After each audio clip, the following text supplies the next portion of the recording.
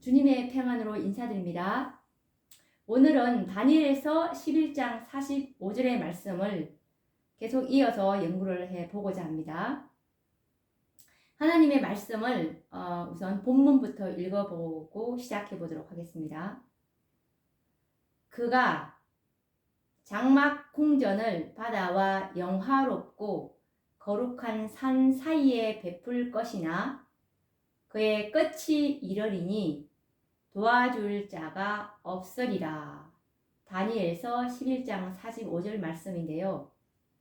여기서 보시면 그가 장막 궁전을 바다와 영화롭고 거룩한 산 사이에 베풀 것이라고 했고, 그리고 그의 끝이 이르는데 도와줄 자가 없을 것이라고 예언을 하고 계십니다.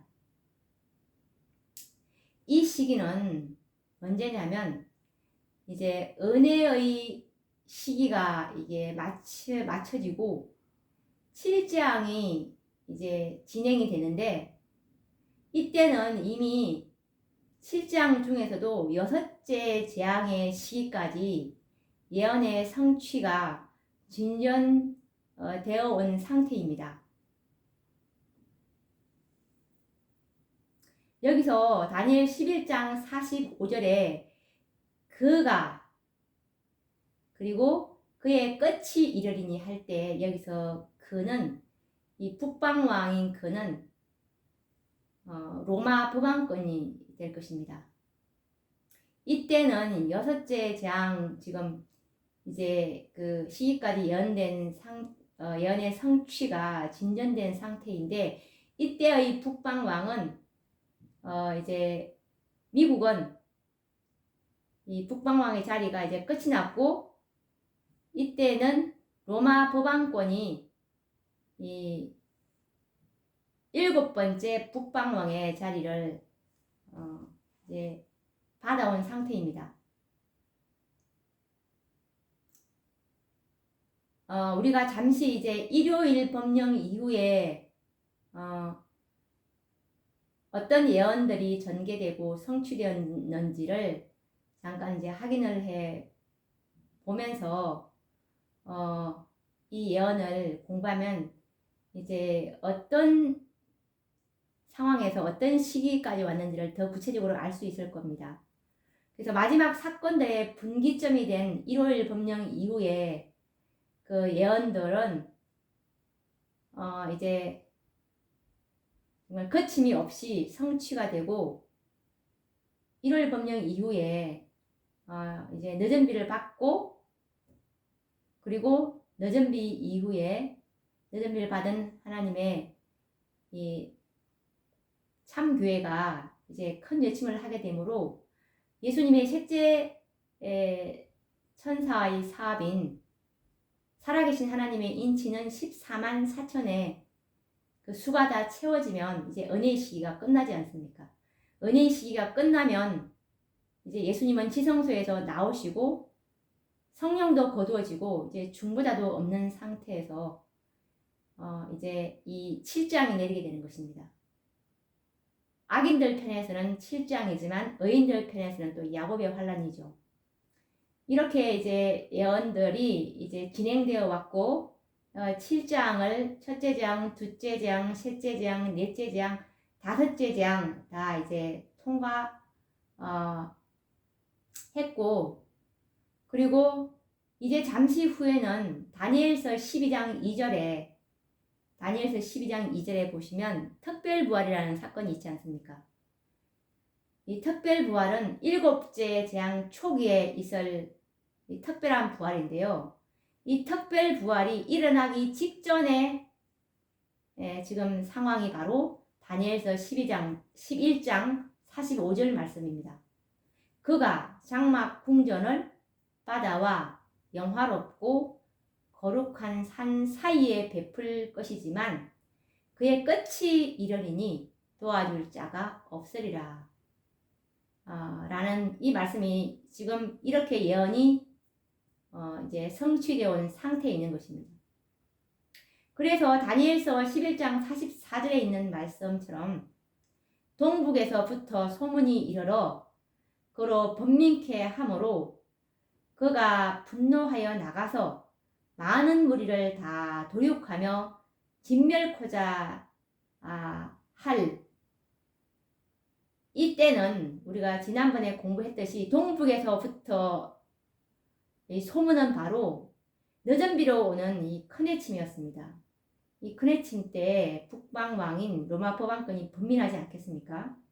그래서 이제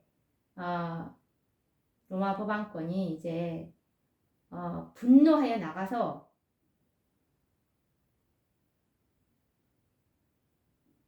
하나님의 남은 자손들 안식일을 지키는 이 남은 무리들을 다 이제 죽이라는 사형 명령이 내리는 많은 무리를 다 도륙하며 진멸코자 하는 그런 사건이 일어났죠.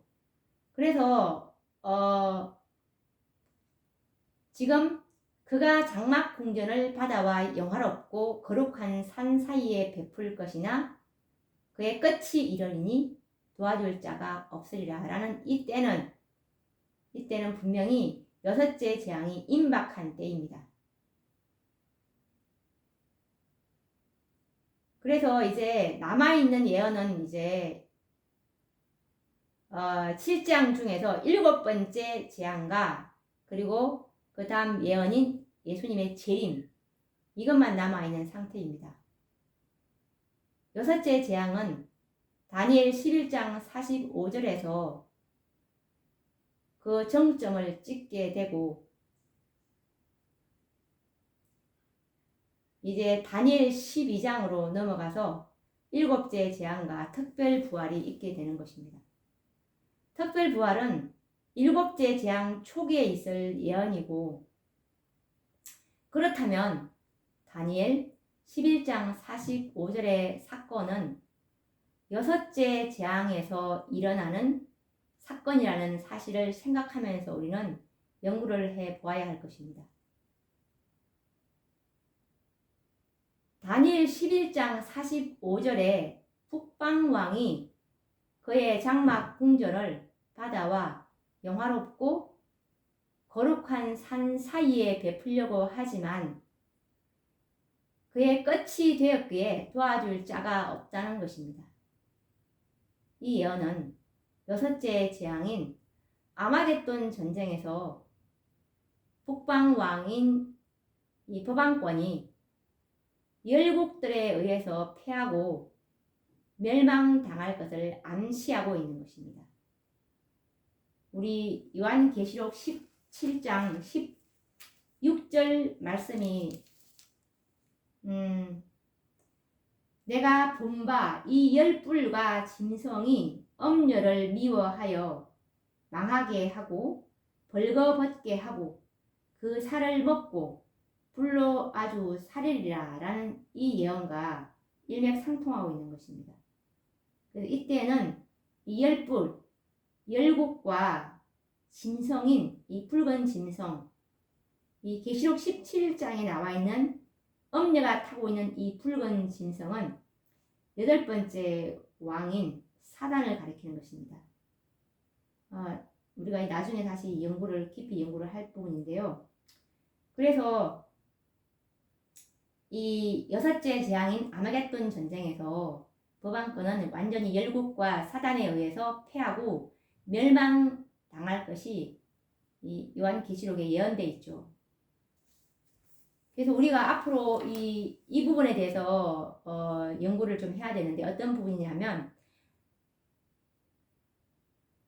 왜 법왕권이 바다와 거룩한 산 사이에 장막 궁전을 베풀려고 하는가? 이거 이유도 알아야 됩니다. 그리고 또 영화롭고 법왕권이 그의 장막 궁전을 바다와 영화롭고 거룩한 산 사이에 베풀려고 한다고 했는데 이 영화롭고 거룩한 산은 또 어떤 산인지도 연구를 해봐야 되겠죠.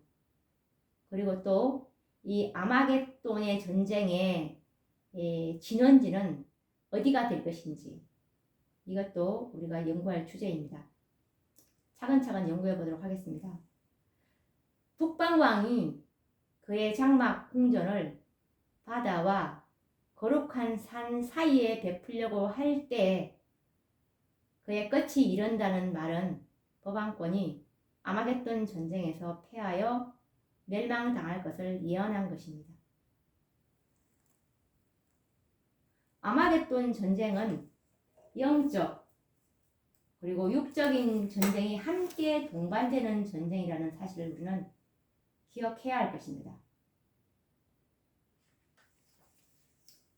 그러면 우리 다니엘서 11장 45절에 보면 그가 장막 궁전을 바다와 영화롭고 거룩한 산 사이에 베푼다고 했는데 여기서 영화롭고 거룩한 산이 어딘지 우리가 말씀을 통해서 증거를 해보도록 하겠습니다. 먼저 마지막 때에 하나님이 거룩한 산으로 구별하여 놓으신 산이 어느 산인지 우리는 알 필요가 있는데요. 이것이 실제적인 산인지 아니면 어떤 상징적인 의미를 갖고 있는지 연구를 해보도록 하겠습니다. 근데 문제는 북방왕이 이 거룩한 산 사이에 장막 궁전을 세울 때 아마겟돈 전쟁에 실제적이요 물리적인 전쟁이 일어난다는 사실을 염두에 두고 연구해야 합니다. 이 북방왕, 이 법왕권이 장막 궁전을 바다와 영화롭고 거룩한 산 사이에 베풀 때에는 그때는 그의 끝이 이른다는 이 말은 그 거룩한 산 사이, 이것은 골짜기겠죠. 거룩한 산 사이니까 골짜기가 바로 마지막 아마겟돈 전쟁의 진원지가 된다는 사실을 깨닫게 됩니다. 그래서 북방왕이 장막 궁전을 세우고자 하는 거룩한 산은 실제적인 산이라는 사실이 확실해집니다. 왜냐하면 이곳에 북방왕이 장막 궁전을 세우고자 할 때 그의 멸망이 이를 것이기 때문입니다. 우리가 이 거룩한 산을 알게 되면 아마겟돈 전쟁의 진원지를 알 수 있게 되겠죠. 성경에 보면 예수님의 초림 때까지 줄곧 거룩하게 구별되어 왔던 이 산은 시온산임을 알 수가 있습니다. 이 시온산은 거룩한 하나님의 성전이 있는 곳이고 예루살렘 성전이 세워질 장소로 구별되어 있었고 하나님의 교회를 상징하는 산으로서 시온산은 거룩한 산으로 불리어졌습니다. 시편 78장 68절에서 69절 말씀을 보시면 오직 유다 지파와 그 사랑하시는 시온산을 택하시고 그 성소를 산의 높음같이 영원히 두신 땅같이 지으셨으며 여기서도 하나님께서는 그 성소를 시온산 위에 이제 택하시고 그 위에다가 이제 지으셨다는 말씀을 하고 계시고 시편 76장 2절을 보시면 그 장막이 또한 살렘에 있으며 그 처소는 시온에 있도다 라는 말씀을 하고 계시죠. 그리고 이 선지자와 왕 458페이지에 보시면 4세기 동안이나 시온 산 꼭대기에 자리 잡고 있던 아름다운 성전을 갈대아 사람들은 아껴두지 아니하였다. 그들은 하나님의 전을 불살하며 예루살렘 성을 헐며 그 모든 궁실을 불살하며 그 모든 귀한 기명을 회파하였다. 라고 나와 있죠. 4세기 동안이나 400년이나 시온산 꼭대기에 이 예루살렘 성전이 자리 잡고 있었죠. 시온산 꼭대기에. 그런데 이제 이 예수님께서 십자가에 돌아가신 이후에는 시온산이 아닌 또 하나의 작은 산이 새롭게 거룩한 산으로 구별되어서 성경과 예언의 신에 기록되어 있음을 발견하게 됩니다. 그 산은 예수님께서 부활하신 후에 영광스럽게 성천하신 곳이고 복천년 후에 하늘에서 내려올 새 예루살렘 성전이 세워질 장소로서 거룩하게 구별되어 있는 감람산입니다.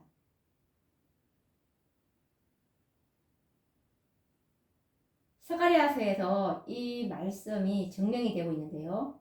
스가랴서 14장 3절에서 5절 말씀을 보시면 스가랴서 14장 3절에서 5절 말씀입니다. 그때에 여호와께서 나가사 그 열국을 치시되 이왕 전쟁 날에 싸운 것 같이 하시리라. 그 날에 그의 발이 예루살렘 앞 곧 동편 감람산에 서실 것이요 감람산은 그 한가운데가 동서로 갈라져 매우 큰 골짜기가 되어서 산 절반은 북으로 절반은 남으로 옮기고 그 산 골짜기는 아셀까지 미칠지라. 너희가 그의 산 골짜기로 도망하되 유다 왕 우시야 때 지진을 피하여 도망하던 것 같이 하리라. 나의 하나님 여호와께서 임하실 것이요 모든 거룩한 자가 주와 함께 하리라 라고 말씀을 하고 계십니다. 다니엘 11장 45절에 나오는 영화롭고 거룩한 산은 바로 거룩한 도성이 내려올 산이고 거룩하신 분의 발이 닿을 감람산을 지칭하는 말씀이라는 것을 깨닫게 됩니다. 인류를 구원하시기 위해서 예수님께서 피땀을 흘리시고 고민하여 기도하시던 산이 바로 하나님이 거룩하게 구별하여 두신 산입니다. 시온산은 예수님의 초림 때까지 하나님의 성전이 세워질 장소로서 거룩한 산이었습니다. 그런데 감람산은 그리스도의 재림과 삼림 이후에 세워질 하나님의 도성인 거룩한 새 예루살렘 성전이 세워질 곳으로 구별된 산이기에 거룩한 산인 것입니다.